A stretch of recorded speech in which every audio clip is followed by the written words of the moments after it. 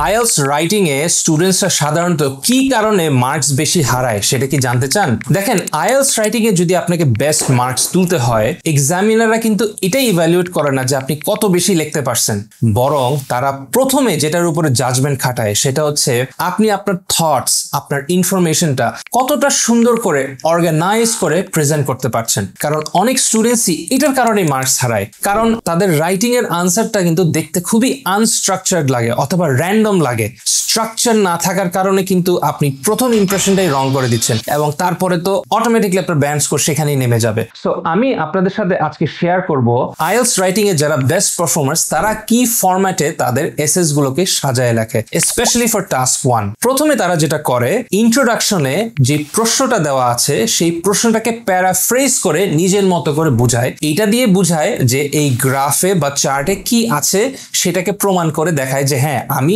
জিনিসটা অ্যাকচুয়ালি বুঝতে পেরেছি। এরপর একটা ওভারভিউ দেয়, সামারাইজ করতে হয় যে কি কি ট্রেন্ডস, কি কি প্যাটার্নস, কি কি ডিফারেন্সেস দেখা গিয়েছে। শুধু নাম্বারস গুলো বললেই হবে না, বরং বিগের পিকচারটা কি সেই জিনিসটাকে আগে ব্যাখ্যা করে তুলে। এরপরে ডিটেলসে চলে যায়, ডিটেলসে যায় স্পেসিফিক ডেটার উপরে, ফিগার্স গুলোকে কম্পেয়ার করে, হাইলাইট করে চেঞ্জ কি কি হয়েছে বা কম্পেয়ার কন্ট্রাস্ট করে। এবং এখানে কিন্তু লিঙ্কিং ওয়ার্ডস গুলো খুবই ইম্পর্টেন্ট, যেমন whereas, in contrast, while। এই লিঙ্কিং ওয়ার্ডস গুলো ইউজ করে এসে রাইটিংটাকে একটা স্মুথ ফ্লো দেয়। এই স্ট্রাকচারটা ফলো করে যখন হচ্ছে রাইটিং টাস্ক 1টা স্টুডেন্টসরা আনসার করে, তাদের মার্কস অটোমেটিকলি বেড়ে যায়। সো মনে রাখবেন, একটা ক্লিয়ার স্ট্রাকচার মানে একটা ক্লিয়ার মেসেজ, একটা ক্লিয়ার মেসেজ মানে অবশ্যই একটা হায়ার ব্যান্ড স্কোর। সো লেখার সময় লজিক দিয়ে লিখবেন, ঘাবড়ায় যাবেন না, চেষ্টা করবেন স্ট্রাকচারটাকে ঠিক রাখতে এবং ইনশাআল্লাহ আপনার লেখাটা অটোমেটিকলি আরো প্রফেশনাল হয়ে যাবে এবং আরো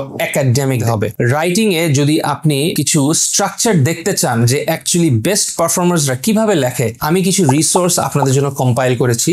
সেই রিসোর্স গুলো আমাদের ফেসবুক গ্রুপে আছে, আমাদের ফেসবুক গ্রুপের লিঙ্কটা আমাদের এই ডিসক্রিপশনে দেওয়া আছে।